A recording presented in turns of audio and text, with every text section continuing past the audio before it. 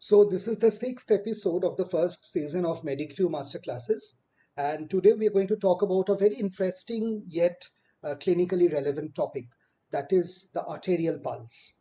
The arterial pulse is a very easy to measure attribute, a parameter. At the same time, it is something that gives us a lot of knowledge about the cardiovascular system and the general health of the person. So let us explore the normal physiology and pathology of the arterial pulse. Today's discussion is divided into two parts. We'll first talk about the normal arterial pulse and then the anomalies that happen in different diseased situations. So as usual, we'll be starting with a few MCQ questions to warm up, and this is your first question. Pulse wave travels A, slower than blood flow, B, at the same velocity as blood flow, and C, faster than blood flow.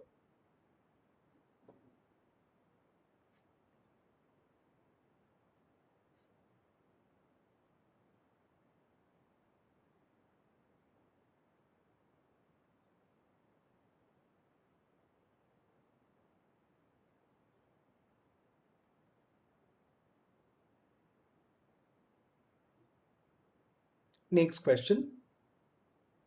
This is a statement that we present to you. Pulse may be felt in an artery even if blood is not flowing through it. Is it true or false?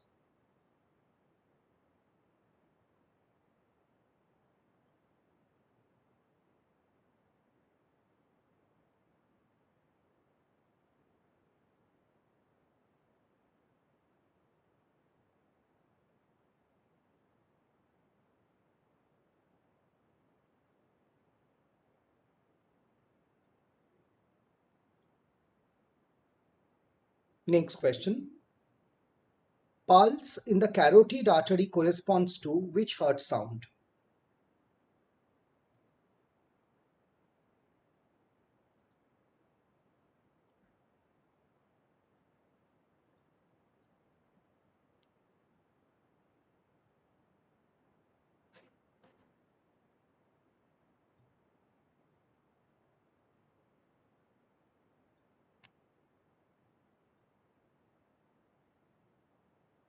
Next question.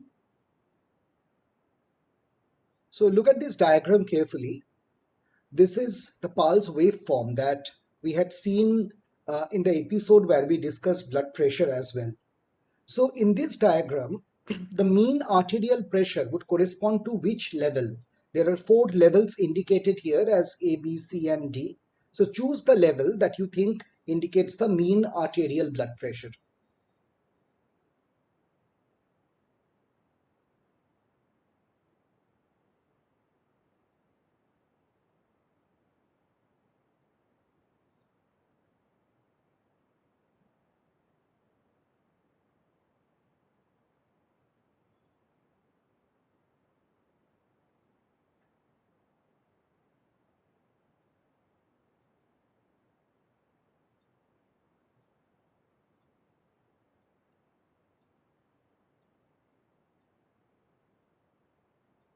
Next question. Pulse volume depends on. So it depends on what?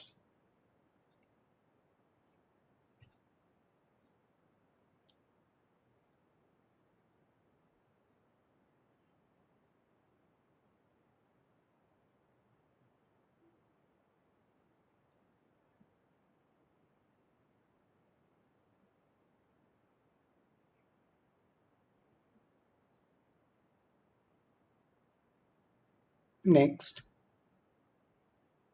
So you can see this image here. I have labeled a particular finger. So what does this labeled finger help in?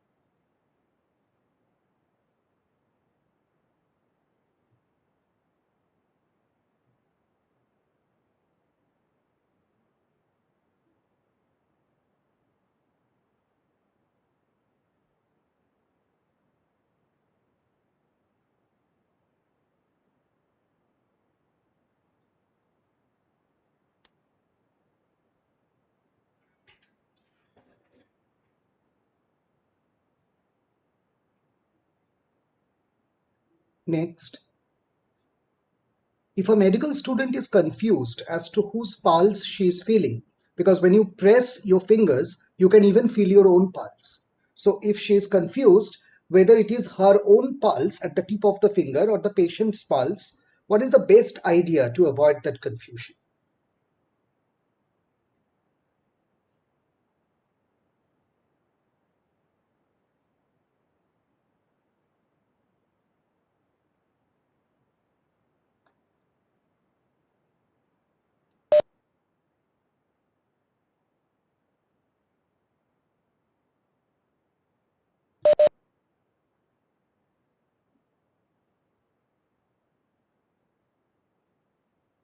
Next question. Why is radial artery chosen for pulse examination?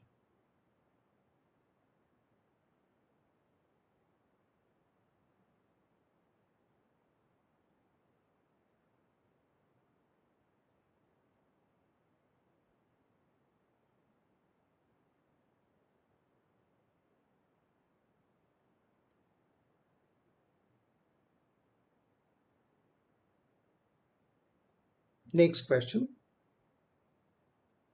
What do we mean by character of a pulse?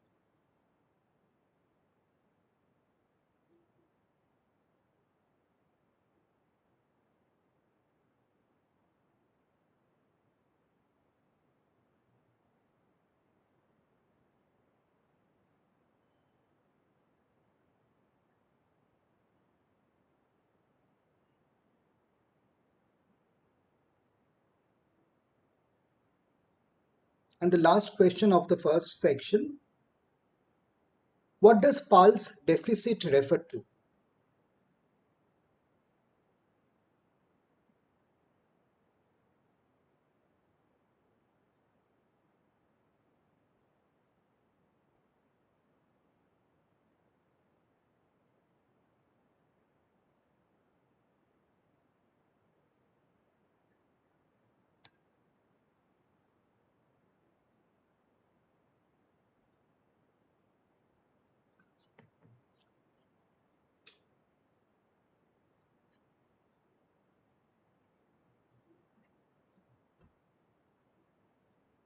Fine. So let us get into the discussion of the first section and we'll come back to these questions.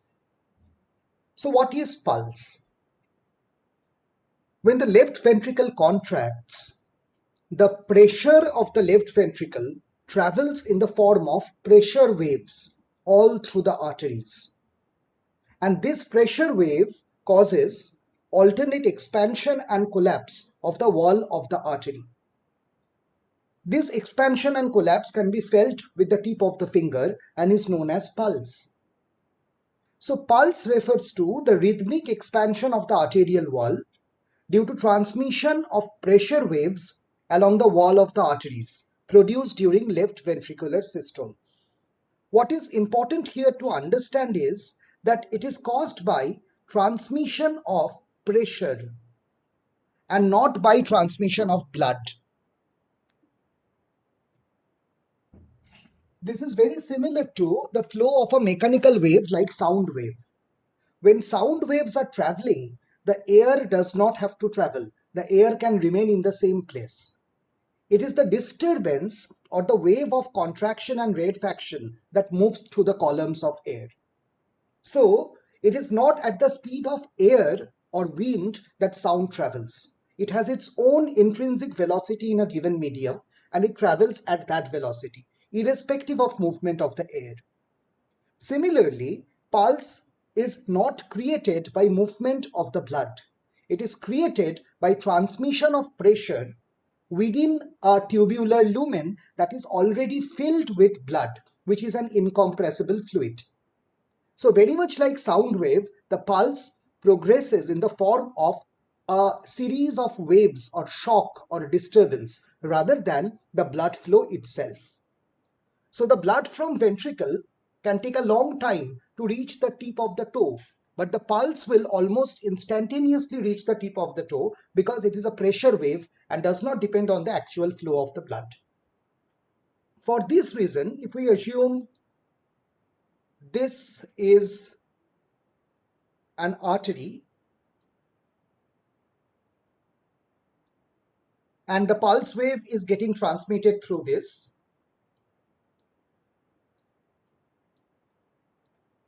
In the form of a disturbance. And if there is an occlusion in some part of this artery, occlusion means an obstruction in some part of this artery. Of course, it is true that much of the transmitted pressure will not be transmitted to the next part. But it is also true that since the other part of the artery, that is this portion,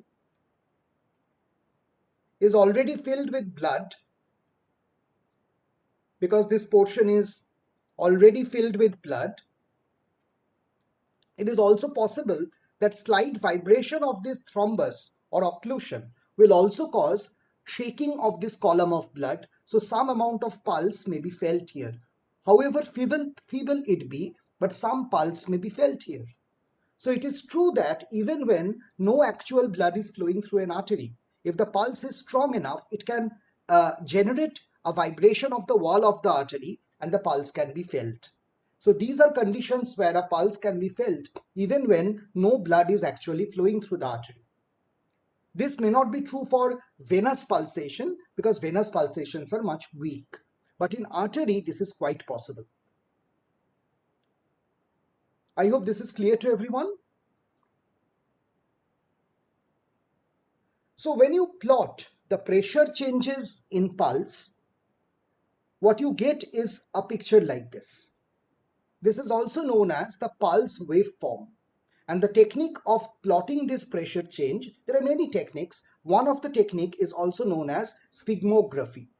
So by sphygmography, we can trace the arterial pulse and we can see the pulse waveform.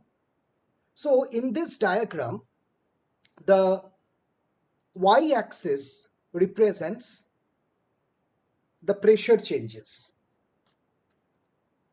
and the x-axis represents time. The time has been divided into systole and diastole. Evidently, the systole is much shorter and the diastole is much longer. Now, what do these waves represent? Let us first come to the nomenclature. These waves are given specific names. The first positive wave that you see here is known as the tidal wave or percussion wave. I must admit here that there is a confusion or disagreement in the nomenclature of the pulse wave across various authors. So I am using the nomenclature that is used by the most popular authors. So this is known as the tidal wave, also known as the percussion wave. The second wave that we find here, a smaller wave, this is known as the dicrotic wave. And the notch that is formed in between, this notch is known as the dicrotic notch.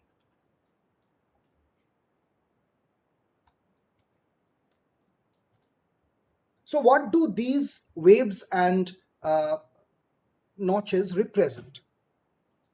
The tidal wave is created when the left ventricle forcefully contracts. So tidal wave is the pressure generated during left ventricular contraction or left ventricular systole. The dicrotic wave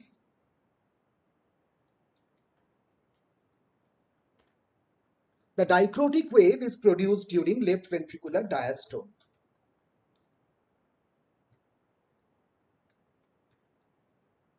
So what does the dicrotic notch represent? Now try to visualize this.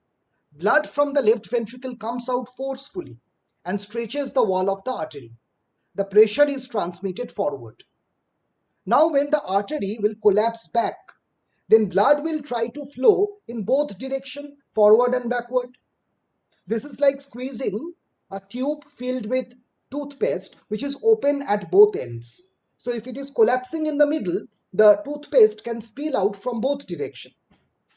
So the blood actually divides, a part moves forward and a part tries to go backward. The part that is going backward suddenly faces an obstruction, that is that the aortic valve has closed. So it reflects on the aortic valve and then moves forward. The point of closure of the aortic valve is the dicrotic notch, and the reflected wave during diastole is the dicrotic wave. So I am repeating this once more. When the left ventricle contracts, the left ventricular contraction produces a forceful ejection of blood, and you can see that blood is getting forcefully ejected. Now, as the left ventricle starts to relax, the pressure falls. A point comes when the pressure falls so much that the aortic valve will close.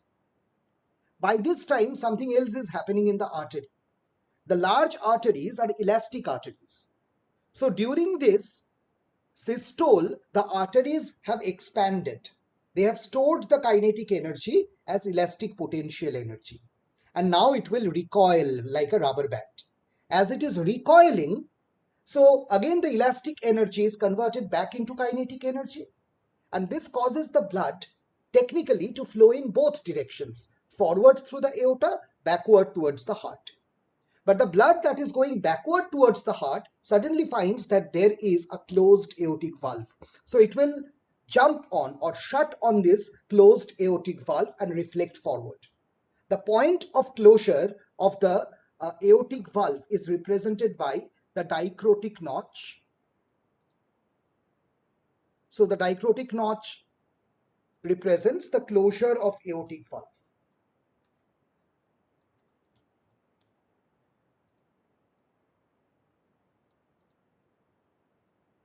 And therefore, the dicrotic wave which occurs during diastole is the reflected wave. Its size is smaller, definitely because first, it is not caused by active contraction of ventricle. Second, because half of the blood has already moved forward. It is only the remaining half that has reflected from the closed valve that is now moving forward. So the dicrotic wave is normally smaller than the first wave, which is the tidal wave or percussion wave. So are these waveforms clear to everyone?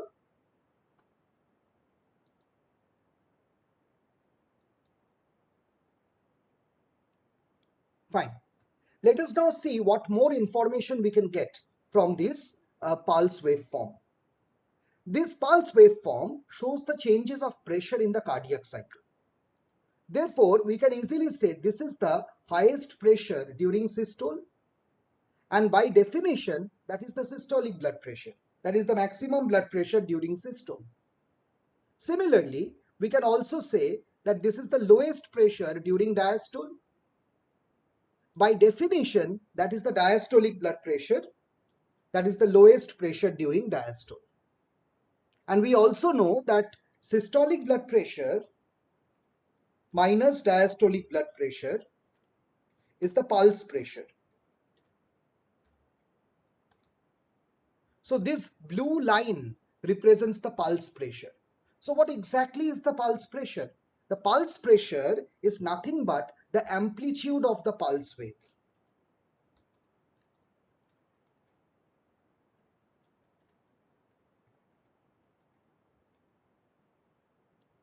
In sound, we know that loudness of the sound depends on amplitude. Similarly, when you place your fingers on the arteries, the amount of force that you feel in your hand depends on the amplitude of the pulse wave. And this is conventionally called volume of pulse. So when we say a pulse is of large volume, that means it is hitting your fingers with high force. When we say that the volume of the pulse is less, it means it is hitting your finger with feeble force. And how much force will be generated depends on the amplitude of the wave. And the amplitude is nothing but systolic blood pressure minus diastolic blood pressure. That is the pulse pressure. This is interesting because suppose a person has a systolic blood pressure of 180 and a diastolic blood pressure of 160. So obviously the pulse pressure will be a difference of the two, that is 20 millimeter of mercury. On the other hand, Suppose another person has a systolic blood pressure of 100 millimeter of mercury, a diastolic blood pressure of say 50 millimeter of mercury, and in this case the pulse pressure of the person will be 50. 100 minus 50, that is 50 millimeter of mercury. So the second person will have a greater amplitude and therefore more forceful pulse, which simply tells you that the force or the volume of the pulse does not depend on the actual blood pressure. It depends on the difference of blood pressure. So a person with low blood pressure can have a high volume pulse, and a person with a high blood pressure can also have a low volume pulse. I hope this is clear to everyone. Now, in our previous episodes on blood pressure, we have understood that mean arterial blood pressure, we also did a calculation to prove that the mean arterial blood pressure is equal to diastolic blood pressure plus 1/3 of pulse pressure. Now, this can be easily plotted on this graph. It is very easy. So the diastolic blood pressure is already indicated with a line. And the pulse pressure is the height of the pulse, that is the blue line. So mentally, let us divide this blue line into 3 equal parts. So each part is 1/3 of the pulse pressure. So diastolic plus 1/3 of pulse pressure means that the line will pass along this. So this value of the pressure is the mean arterial blood pressure. Because we already have diastolic blood pressure at the base, what we are adding here is 1/3 of pulse pressure. And by adding 1/3 of pulse pressure, this level therefore indicates the mean arterial blood pressure, the average perfusion pressure at which blood flows through the different blood vessels. So up to this, is this clear to everyone?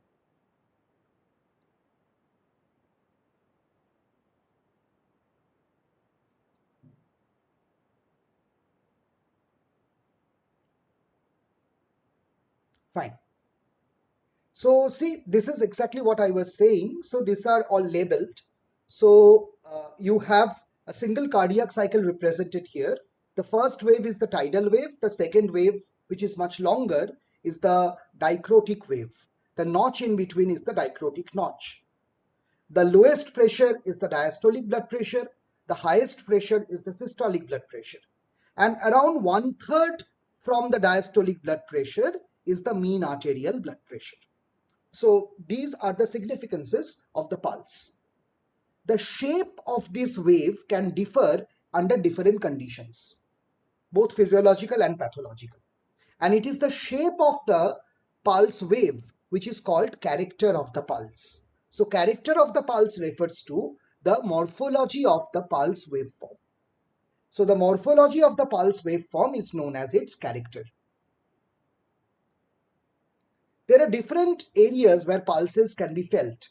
Starting from above downwards, in the head it can be felt on the superficial temporal artery, on the facial artery, in the neck over the common carotid artery, in the cubital fossa over the brachial artery, in the lower part of the arm on radial artery, in the inguinal region over femoral artery, behind the knees in the popliteal fossa over popliteal artery, then in the foot in posterior tibial artery, and at the base of the first metacarpal in arteria dorsalis pedis.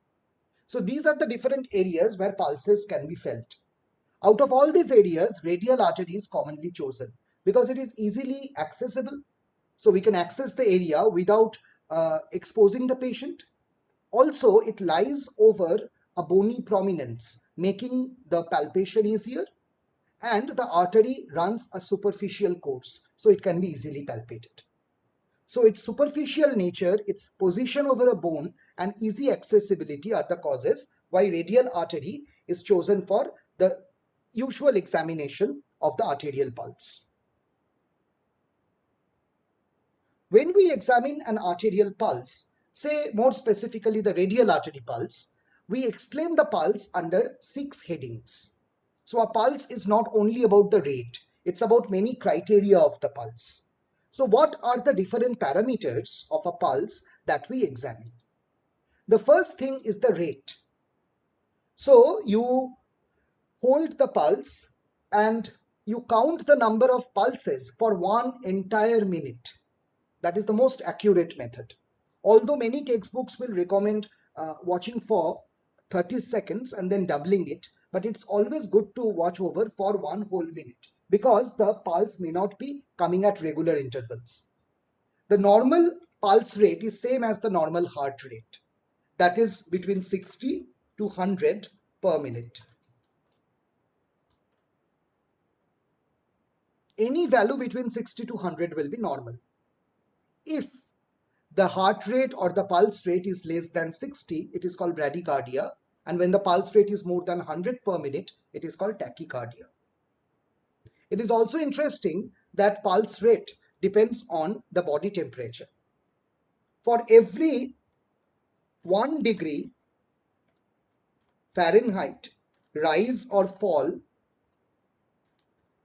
there is rise or fall respectively of pulse rate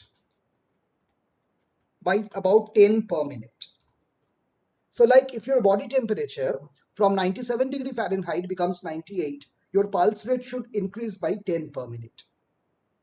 If it falls by 2 degrees, then your pulse rate should ideally fall by 20 per minute. So there is also a relationship between temperature and the pulse rate. This is probably because the SA node in the heart has a temperature sensitive calcium channel. So when the temperature increases, more calcium goes in, making the pacemaker potential faster. Then comes the rhythm of the pulse. Rhythm is the spacing between the pulse. It's very much like rhythm in a music. So the normal pulse rhythm is regular. When the rhythm is not regular, then it is known as irregular. When the irregularity also has a pattern, like say every fourth beat is missing, then it is called regularly irregular. That means predictably irregular. But when there is no prediction, it's just coming randomly, it is called irregularly irregular. Then comes the amplitude or volume of the pulse. That is the force with which the pulse will strike your finger. Pulse volume is proportional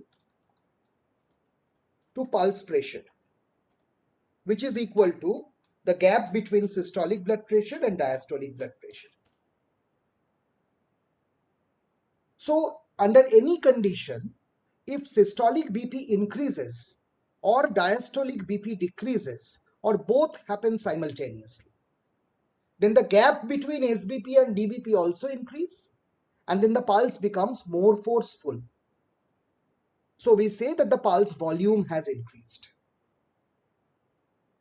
Amplitude probably is a better word for volume, but conventionally this is known as volume of the pulse. Then comes the character of the pulse.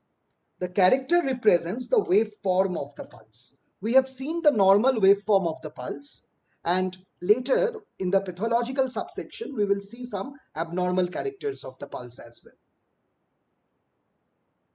Finally, you also check the condition of the arterial wall.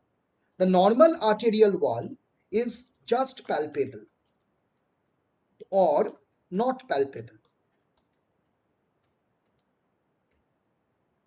That's because it's very soft and elastic. When a person has atherosclerosis, that is deposition of oxidized cholesterol on the wall of the blood vessel, the arterial wall can become hard and cord-like.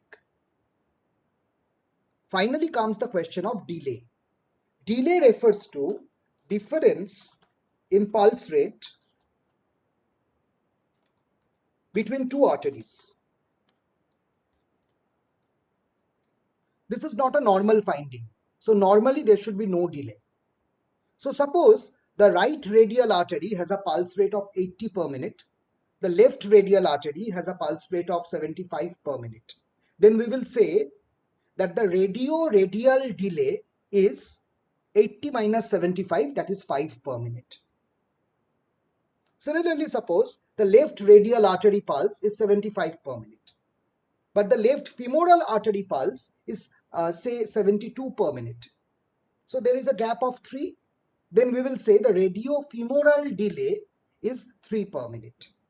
So delay refers to difference in pulse rate between two arteries. This should not be confused with pulse deficit. Pulse deficit refers to the difference between heart rate and pulse rate. Again, normally heart rate must be equal to pulse rate. But sometimes the stroke volume of the heart suddenly becomes very less. So when the stroke volume decreases, sometimes the heart sound can be heard, but the pulse cannot be felt. Then apparently the pulse rate decreases. So up to this, is this clear to everyone? I will come into detailed discussion of this. Neetu Sharma, you are constantly requesting annotation. You can write your question in the chat box.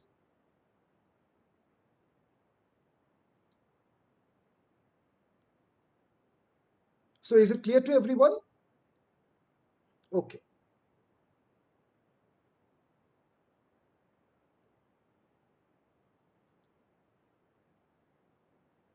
So this is how the pulse is assessed.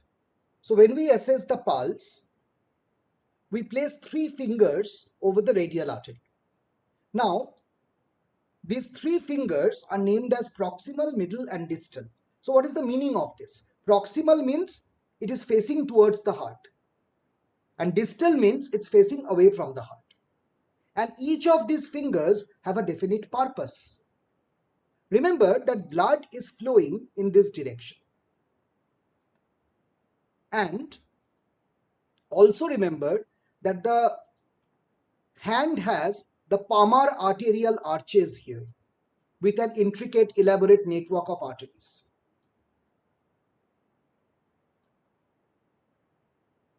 So what are the functions that these 3 fingers serve? The proximal finger, that is closest to the heart, that is the direction from which blood is coming, is also known as the regulating finger. It controls how much blood will come in so that your palpation or the sensation of the pulse is adequate. So the regulating finger regulates the amount of blood coming in. The middle finger is the palpating finger. It actually feels the pulse.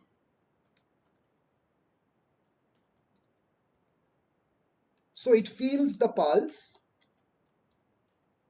also checks the condition of arterial wall.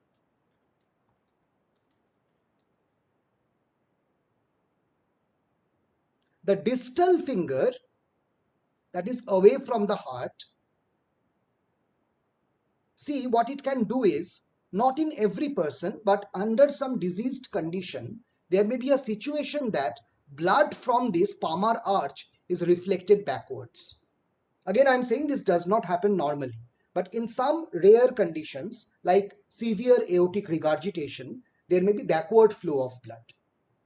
When a backward flow of blood occurs, we can mistakenly think that that is a second pulse.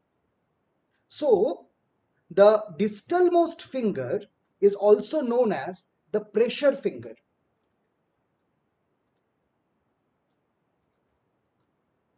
It squeezes tightly so that blood is not reflected back. So it prevents reflection of blood.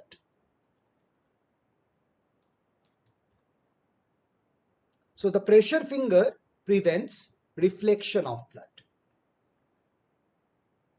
So I'm repeating again, the first finger is the regulating finger that regulates the amount of blood coming in.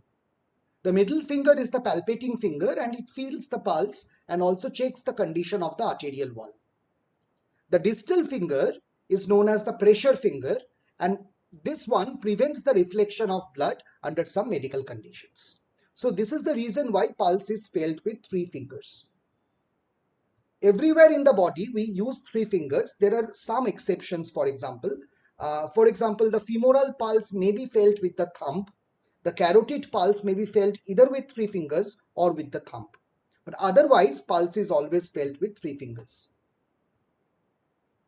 Up to this, is this clear?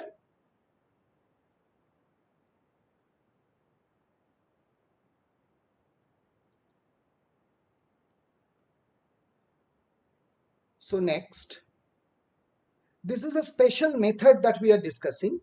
Sometimes the pulse has a tendency to suddenly arise and disappear. This happens when the aortic valve is not functioning. So the left ventricle contracts and the blood easily comes out. Then as the left ventricle relaxes, normally aortic valve should close, but here it doesn't close. So all the blood again goes back. So you get a very rapidly flowing pulse known as a collapsing pulse or water hammer pulse. So what is a collapsing pulse or water hammer pulse?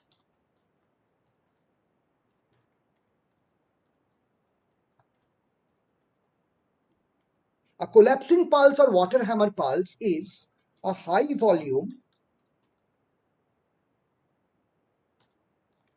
rapidly dropping or collapsing pulse. What happens in this condition is, suppose this is the left ventricle,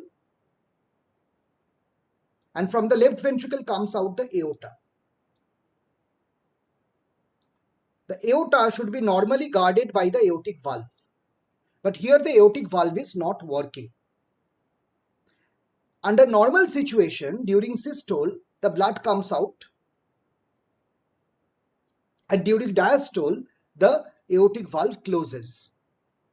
But in this condition, since the aortic valve is not working, so the aortic valves are absent. As the aortic valves are absent, blood after coming out immediately goes back. So the blood comes out and then immediately the blood again returns. This causes a sudden rise and fall of the blood pressure, and this is known as the collapsing pulse. It can be easily felt over the hand, but to confirm, what we do is we feel it with the flat of the finger and then raise the hand of the patient. When you raise the hand of the patient, you can understand that the hand comes in the same straight line as the heart. So the return of the blood becomes very easy.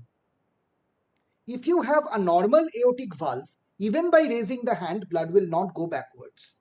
But if your aortic valve is damaged or disturbed, then this backward flow will become faster and you can feel the collapsing nature much better. So this is the technique of seeing collapsing pulse or water hammer pulse. And this kind of incompetency of the aortic valve is called aortic regurgitation.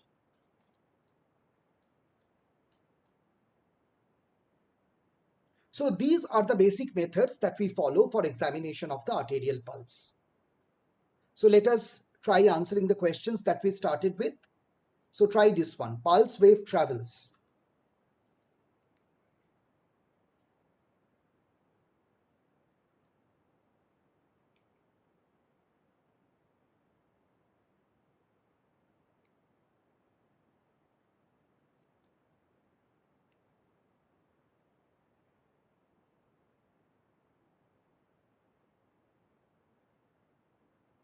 Very good. The answer will be faster than blood flow because pulse travels at the velocity of a mechanical wave, not at the velocity of blood.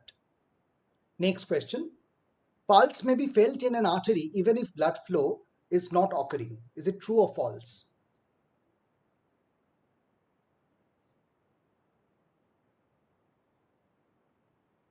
Very good. This may be sometime true. Pulse in the carotid artery corresponds to. Now see, pulse in any artery corresponds to one particular heart sound. You think in this way, the pulse begins with the tidal wave. And the tidal wave is caused by systole. And the systole starts with the closure of the mitral valve, which is causing the first heart sound. So systole begins with first heart sound, pulse begins with systole, therefore pulse begins with first heart sound. So the first heart sound always corresponds with the carotid artery pulsation, basically any other pulsation. We usually refer to carotid because it's closest to the heart.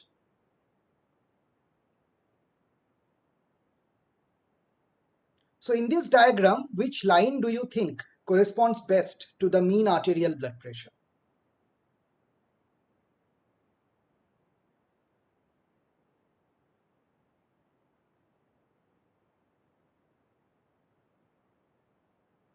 Very good. The closest approximation is D. That is about 1/3 way up the diastolic blood pressure. It should never be the midpoint as C. So it should be around D. Next question. Pulse volume depends on. What does it depend on?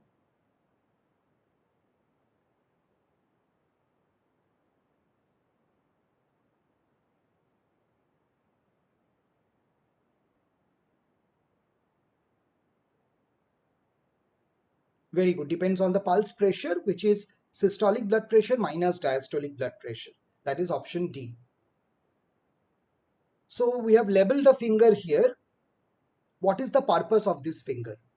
Understand this is away from the heart. So we are talking about the distal finger.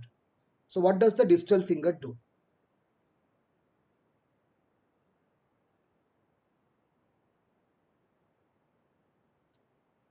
Wonderful. The option is B. It prevents reflection of blood from the palmar arches. So what is your idea about this question now? If a medical student is confused as to whose pulse she is feeling, what is the best idea to do? Technically, any of these can be done, but what is the most commonly recommended method? Will anyone try to answer?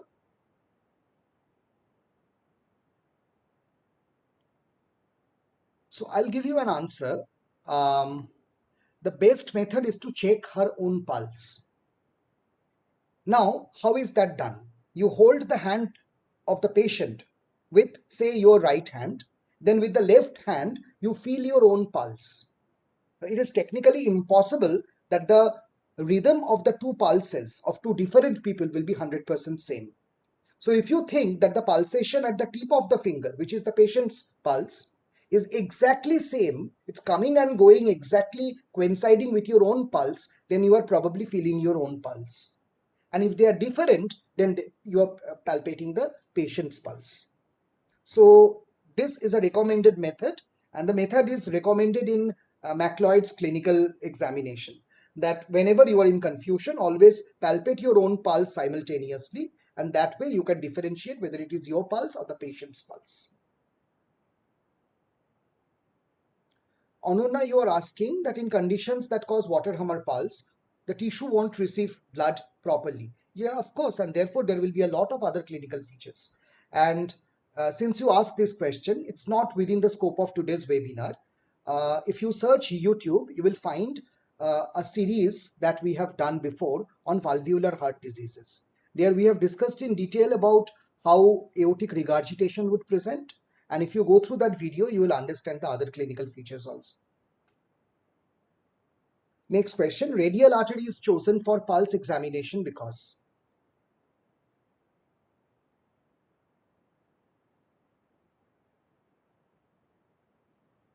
Yes, of course, the answer is D, all of the above. Character of a pulse refers to.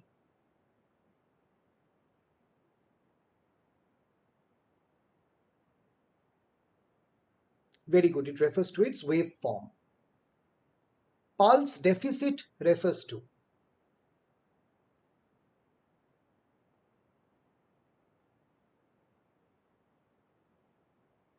Very good. It refers to the difference between heart rate and pulse rate. So now we move on to the second section, abnormalities of arterial pulse. The abnormalities can be seen under various headings that we have mentioned. So let us try to solve a few questions. Bradycardia is seen in. What is the right answer?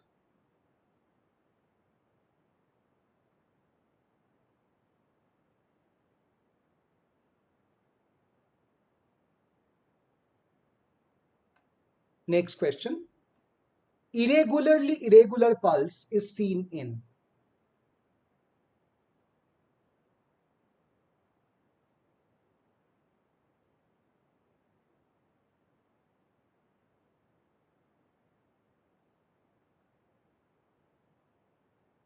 Next question. Collapsing pulse is seen in. We have already discussed this.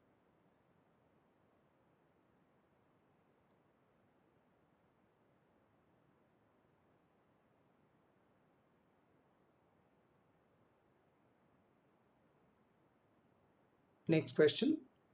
Pulsus tardus is seen in.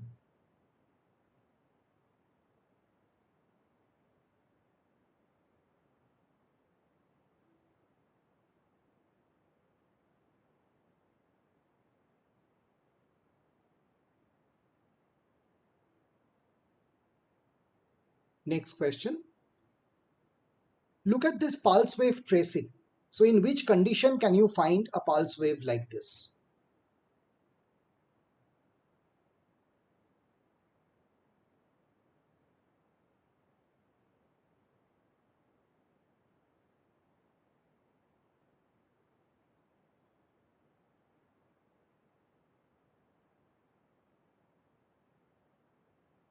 Next, this is another pulse wave tracing. So in which condition can you get a pulse wave like this?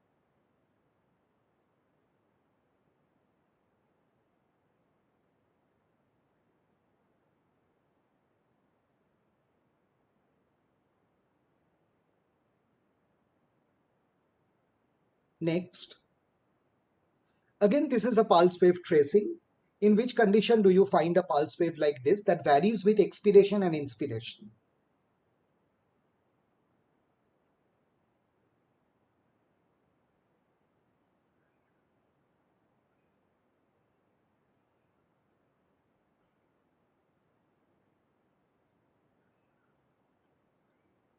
Next question. Radio-radial delay can be seen in.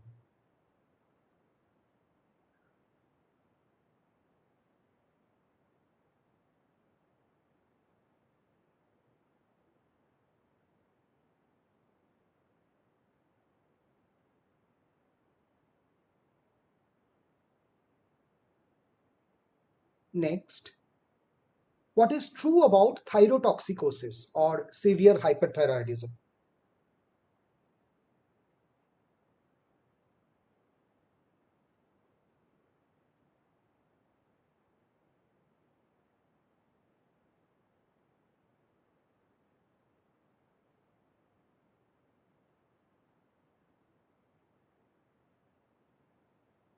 Next, and the last question of the section.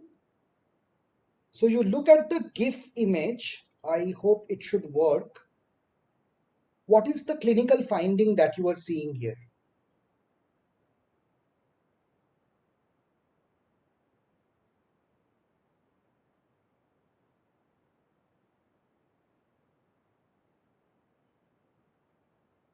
Okay, wonderful. So with this preliminary questions, we will enter into the discussion. I'll keep the discussion very brief because honestly, there's a lot to talk about pulse. I just want to give you a general idea of how to approach. So pulse rate, as we have seen, the normal pulse rate is between 60 to 100 per minute. When the pulse rate is less than 60,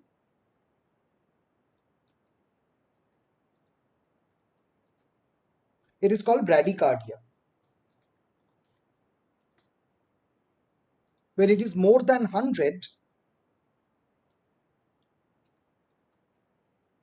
it is called tachycardia. Both bradycardia and tachycardia have physiological and pathological causes. The common causes of bradycardia under physiological conditions are that it is seen in athletes. Athletes have an increased vagal tone. As a result, their pulse rate is usually less. During sleep, the pulse rate falls. And very interestingly, during fear or grief reaction, the vagus nerve is activated and therefore the pulse rate falls. This is something that we often mistake with anxiety. Anxiety and fear are not the same response. Anxiety causes activation of sympathetic nervous system, but fear and grief makes you skip a bit because of the vagal activation. So a pure fear reaction will cause bradycardia and not tachycardia. There are so many pathological causes of bradycardia. So pathological causes can be hypothyroidism.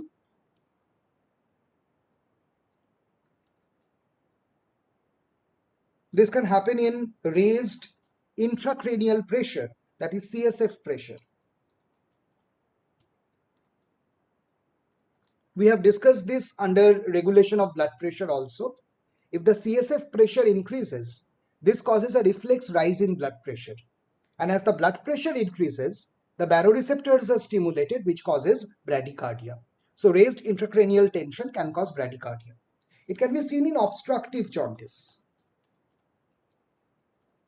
This is because bilirubin gets deposited on the junctional tissue like SA node, and bilirubin or bile salt prevents the generation of impulses. Various drugs can also cause bradycardia like beta blockers. Similarly, tachycardia can happen in physiological conditions like exercise, in anxiety. It can also, tachycardia can also happen during pregnancy. This is because the mother's heart is beating to provide nutrition and oxygen for the mother as well as the fetus. So this increased metabolic demand can cause increase in the pulse rate. In metabolic diseases like beriberi, there is more demand of oxygen. The same thing happens in anemia. There is more demand of oxygen, and this causes a reflex rise in the pulse rate. Uh, So some of these are actually also pathological causes like beriberi and anemia. Other than that, the other causes of tachycardia that are pathological are hyperthyroidism. And this can also happen due to some drugs like beta agonists. Now, after alteration in the pulse rate, we come to alteration in the pulse rhythm. We have said that the normal pulse rhythm is regular. So pulse should come at regular interval. Abnormal pulse rhythm is irregular. Now, the irregular pulse may have a pattern or may not have a pattern. When it has a pattern, a predictable pattern, it is called regularly irregular. And this can be seen in conditions like constant ratio heart block.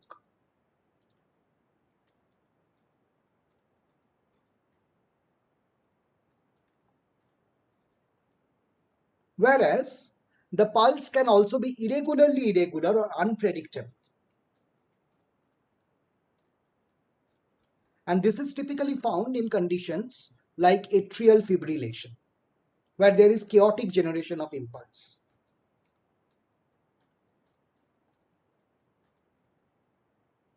So that is why checking the rhythm is something very important. Now we come to alteration in the pulse volume. We know that the pulse volume depends on the pulse pressure. So volume depends on pulse pressure, which depends on the difference between systolic blood pressure and diastolic blood pressure. In any condition where SBP rises and DBP falls, there will be high volume pulse. For example, let us take the example of hyperthyroidism or thyrotoxicosis. In thyrotoxicosis, thyroid hormone increases. Now we know that the thyroid hormone stimulates the heart.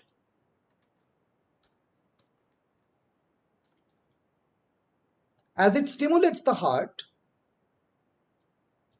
this causes increased cardiac output. Now, cardiac output determines the systolic blood pressure. So there is raised systolic blood pressure. On the other hand, thyrotoxicosis causes increased basal metabolic rate. Increased basal metabolic rate causes increased body temperature. Whenever the body becomes warm, the blood vessels dilate. So this causes vasodilation. As the blood vessels dilate, there is a decrease in peripheral resistance.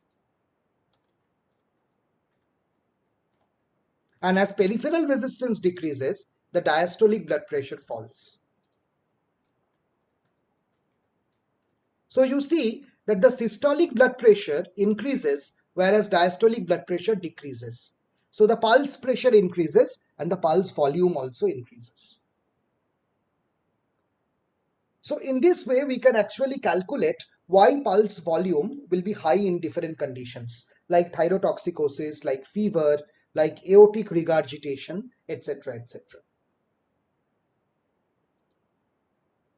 Now coming to alteration in the pulse character, this is something very interesting.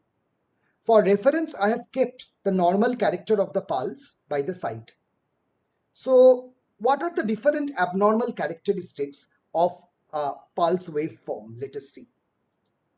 One form of abnormal pulse that we find is some people may have alternate high volume pulse and low volume pulse. High volume pulse and low volume pulse. This is known as pulsus alternans.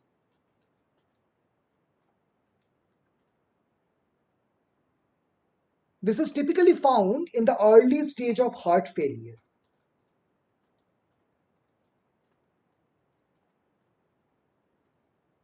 The mechanism is very simple.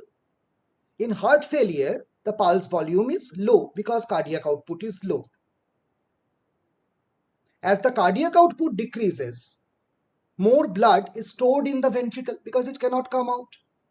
So during the next cardiac cycle, by Frank Sterling's law, as the end diastolic volume increases, the cardiac output again increases. Then again the next cardiac output becomes low, and this cycle can go on and on. So in early stages of left ventricular failure, we can get pulsus alternans.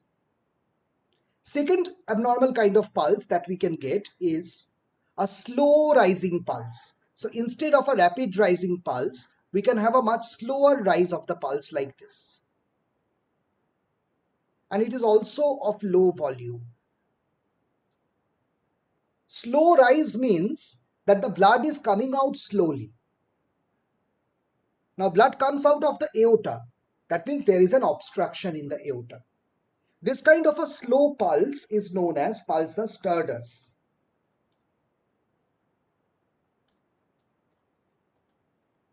And pulsus turdus therefore is seen in aortic stenosis.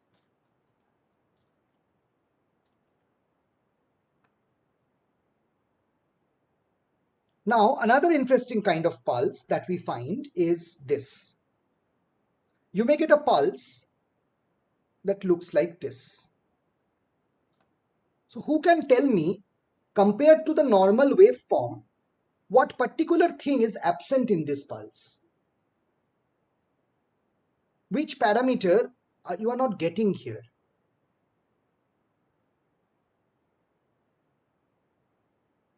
Dicrotic wave, and more specifically the dicrotic notch. Very good.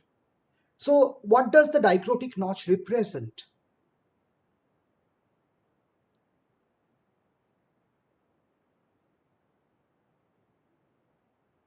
The dicrotic notch represents closure of the aortic valve. So this clearly means that in this pulse, what we are finding is that the dicrotic notch is absent. That means aortic valve is not closing. And if aortic valve does not close, the condition is aortic regurgitation. That is why the blood rapidly goes out and falls. This is the high volume collapsing pulse, and this is also known as water hammer pulse. Also sometimes known as the pulsus corrigans.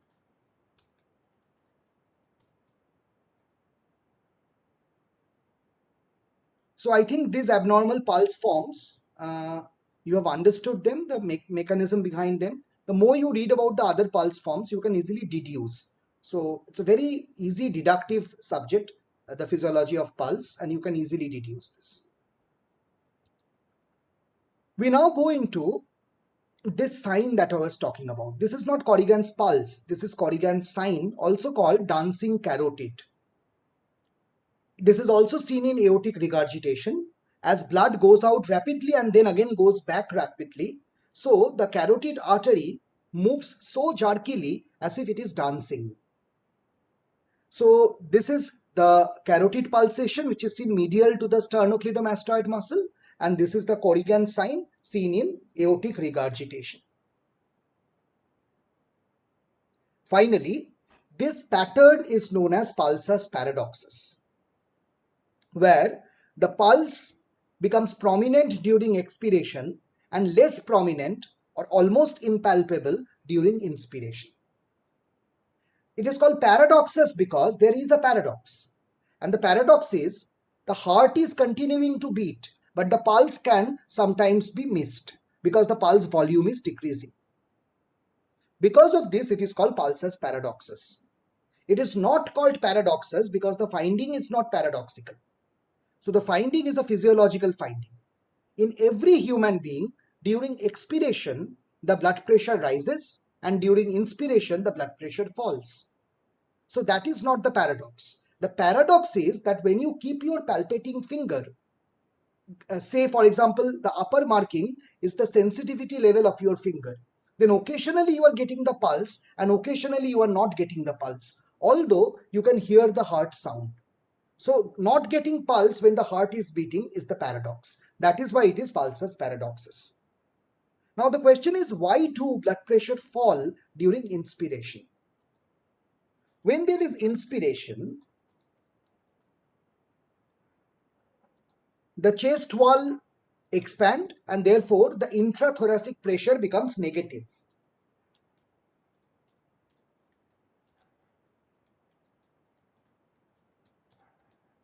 As the intrathoracic pressure becomes negative, it will suck in a lot of blood. So blood pools, that is accumulates in pulmonary vasculature.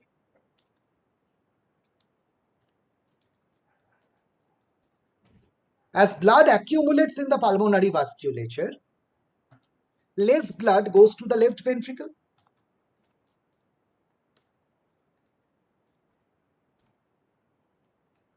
So the left ventricular end-diastolic volume becomes less.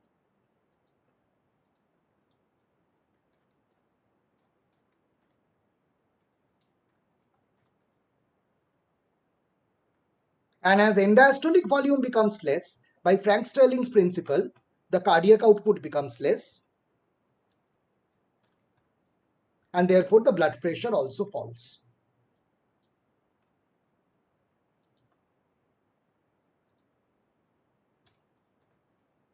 So this is a normal mechanism.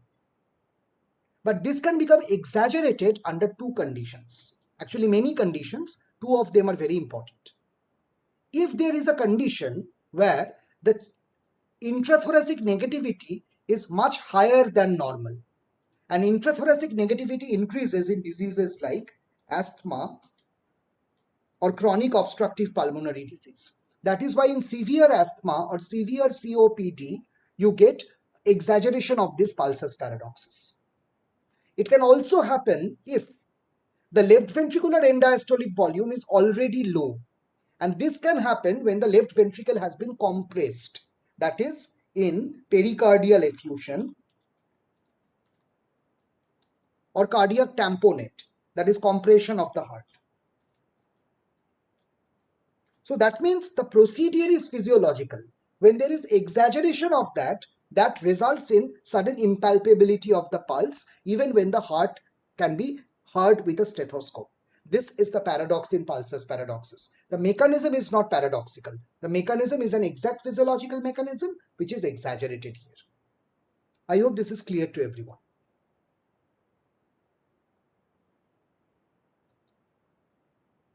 So let us try the questions that we started with. So bradycardia is seen in, what will be the answer?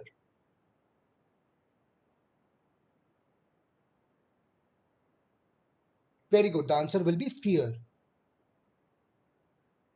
Irregularly irregular pulse is seen in.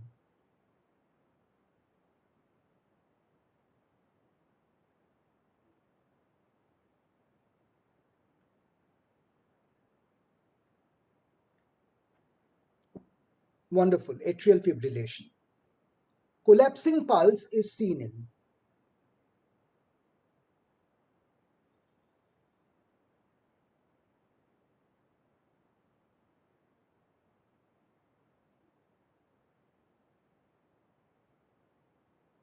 in aortic regurgitation. Pulsus turdus is seen in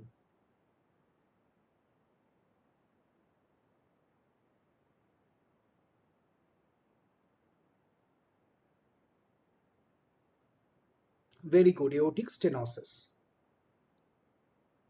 This pulse wave tracing can be seen in. So first identify the pulse wave. There are alternate high volume pulse, low volume pulse, high volume pulse, low volume pulse. So we are dealing with pulsus alternans.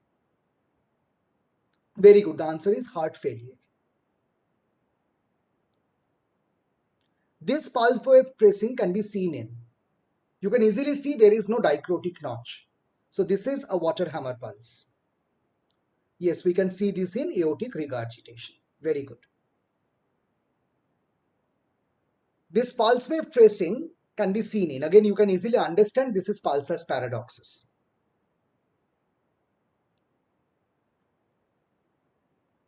Very good. The answer will be asthma. Radio-radial delay can be seen in. Now, this is something that will need a little bit of explanation for those who have difficulty in understanding this. So suppose this is the aorta, the arch of the aorta. This is the descending thoracic aorta coming to the abdomen and then dividing into two parts.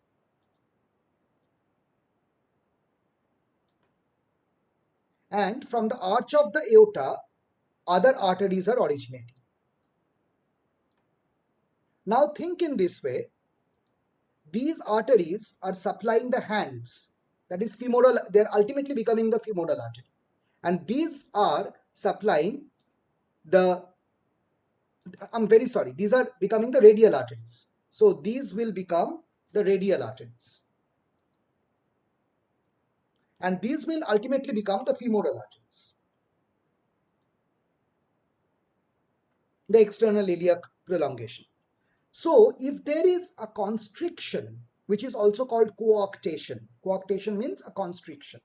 If there is a constriction between the origin of the two subclavian arteries, then there will be radio-radial delay. That is, pulse will go on one side and not on the other side.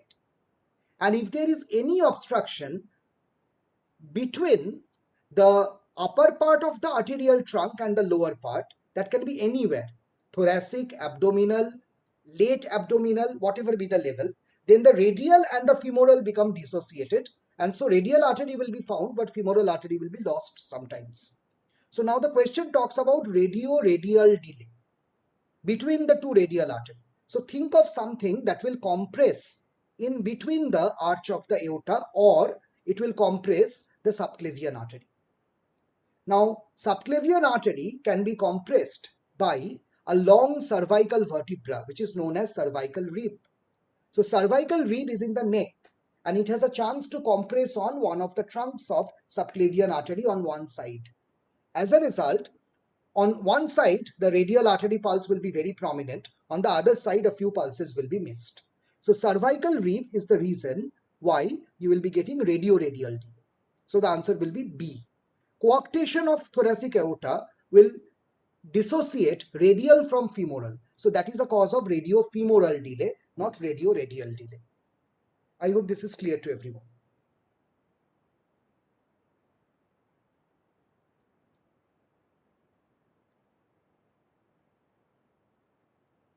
So the next question is, true about thyrotoxicosis is, what happens when the thyroid hormone increases?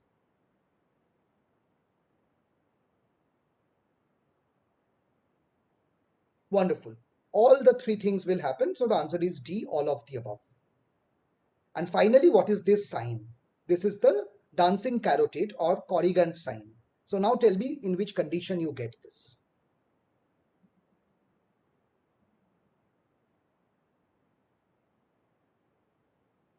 Yes, of course, you get this in aortic regurgitation. So that was today's presentation. If you have any question, you can post the questions.